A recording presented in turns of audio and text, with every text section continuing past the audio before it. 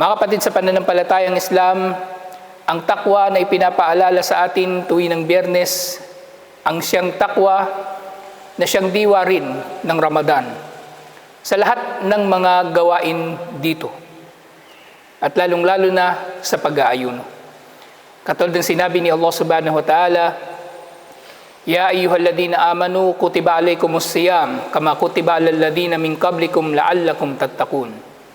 O mga nanampalataya, itinakda sa inyo ang pag-aayuno katulad ng kung paano ito itinakda sa mga nauna sa inyo upang kayo nawa ay magkaroon ng takot kay Allah subhanahu wa ta'ala.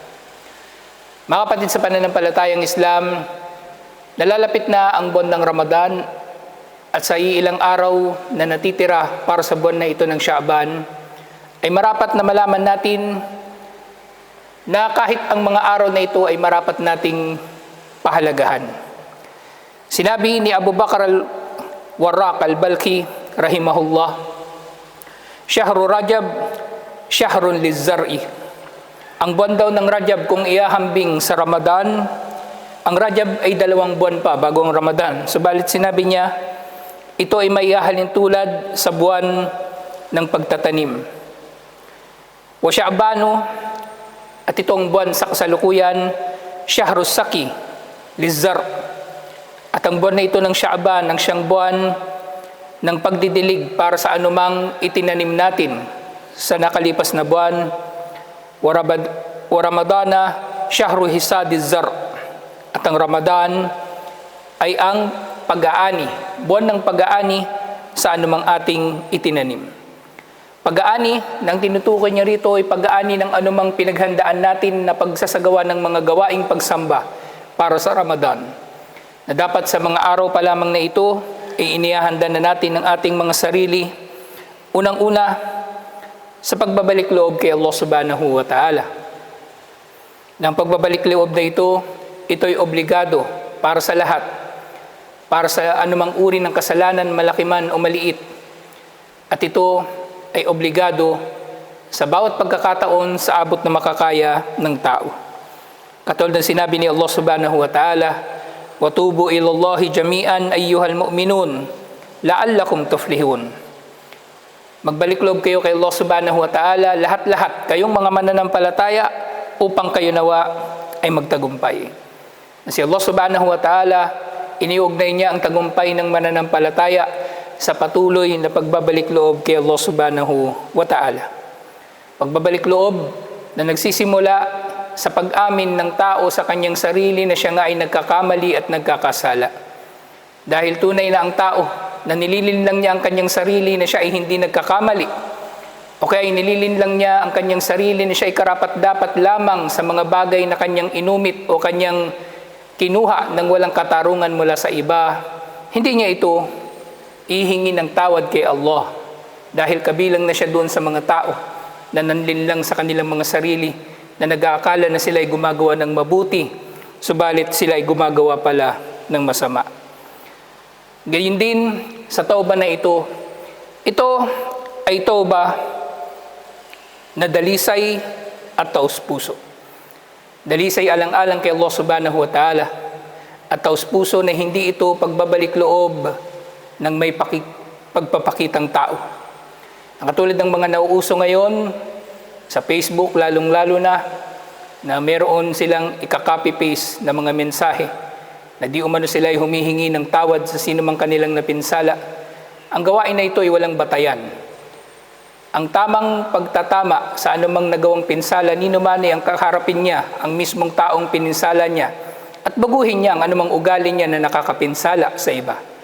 Dahil kasama sa pagtatoba, ang pagsasauli sa karapatan ng iba na sinagasaan, nino man na nagnanais na magtoba.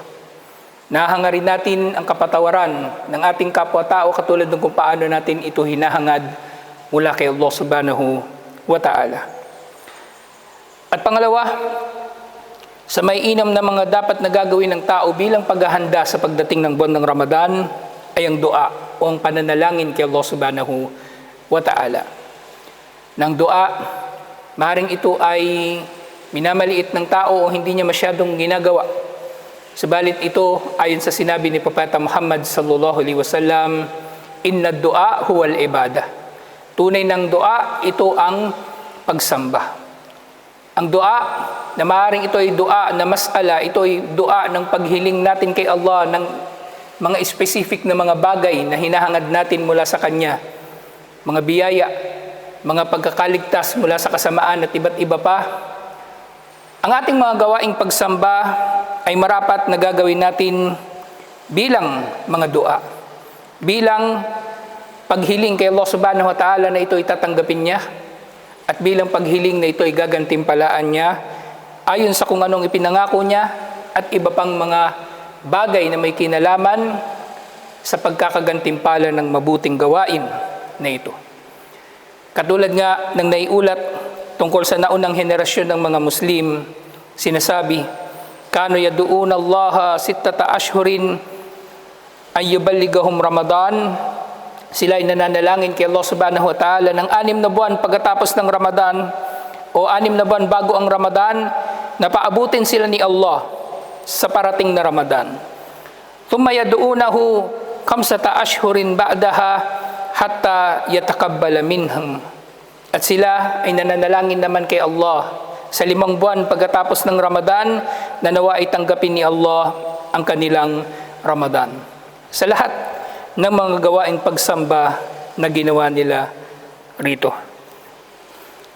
Gayun din, sinasabi ng ating mga scholar na marapat na maging masaya ang tao na paparating ang Ramadan. Na magiging masaya siya na inihahanda nga niyang kanyang sarili sa mga araw nito, na katulad ng ginagawa ng salaf, na sa buwan pa lang ng Sha'ban ay itinitigil na nila ang kanilang pagtatrabaho o kanilang pagnenegosyo, nang sa gayon ay mapaghandaan ang Ramadan. Subalit hindi naman ito nangangahulugan na ito ay obligado. Hindi ito nangangahulugan na dapat natin itong gawin.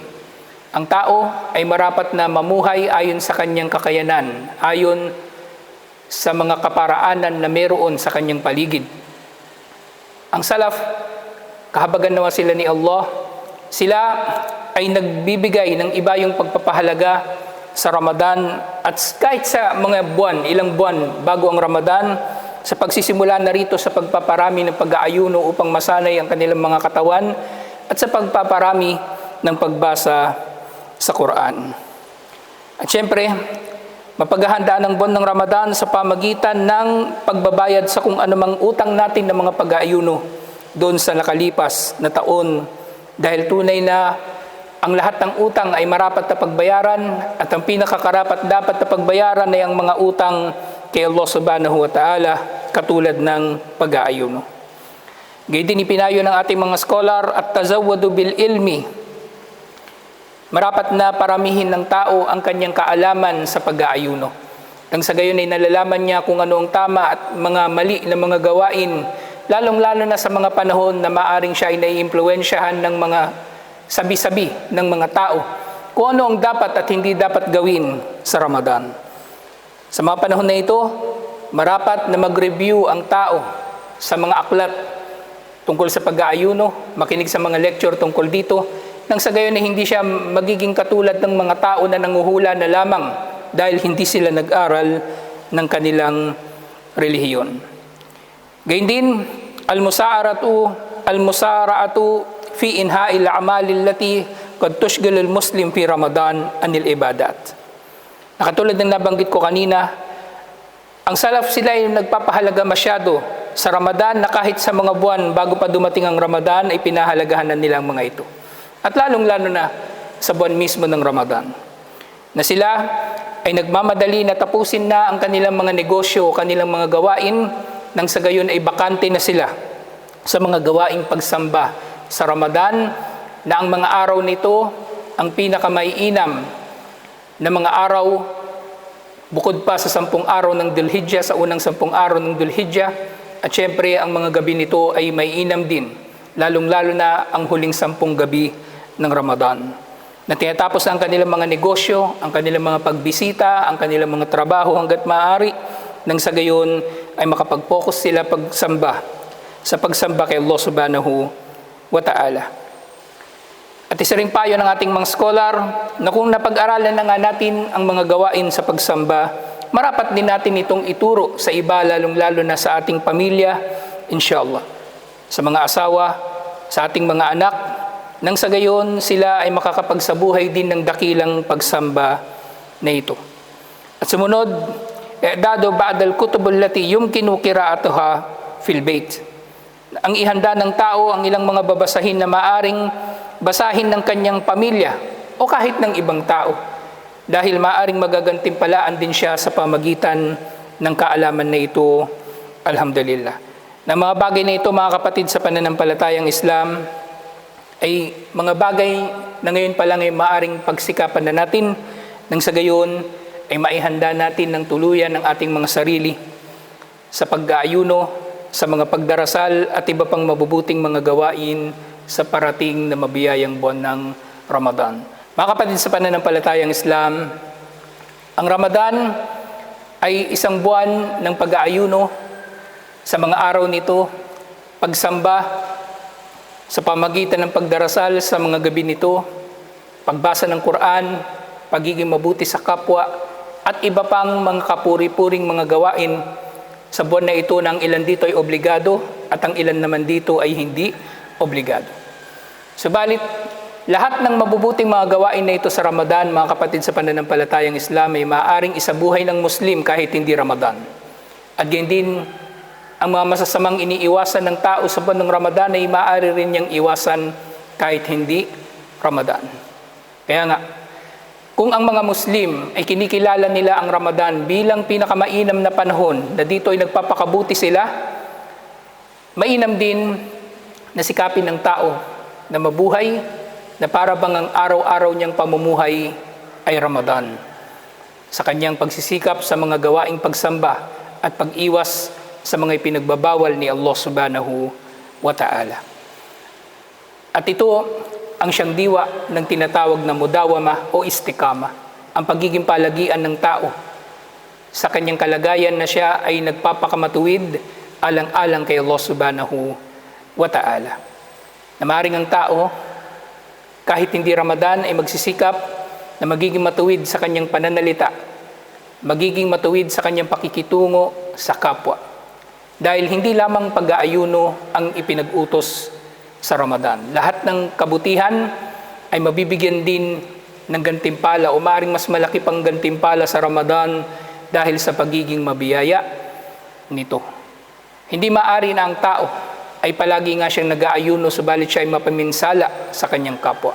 Hindi maaari na ang tao ay palabasan ng Quran, subalit siya naman ay sinungaling sa pananalita.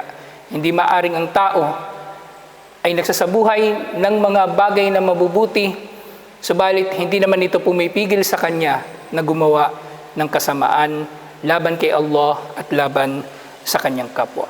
Kaya mga kapatid, sa pananampalatayang Islam, ang diwa ng paghahanda ng Muslim para sa buwan ng Ramadan ay ang paghahanda niya mismo sa kanyang sarili na maging matuwid sa buong taon at hindi lamang sa mga panahon na mabiyaya, sa mga panahon araw at gabi ng Ramadan, bagkus ay sa buong taon inshallah, dahil tunay na ang tao ay pinag-utusan na maging matuwid sa kanyang mga gawain, kanyang paniniwala at kanyang pananalita sa buong taon ng kanyang buhay inshallah, dahil hindi niya nalalaman na maaring babawian siya ng buhay sa isa sa mga araw na ito ng hindi Ramadan, at dahil hindi siya nagpapakamatuwid sa iba pang mga panahon ay maaring nasa panganib siya, na maaring aabutan siya ng kamatayan, na siya ay nasa gawaing masama.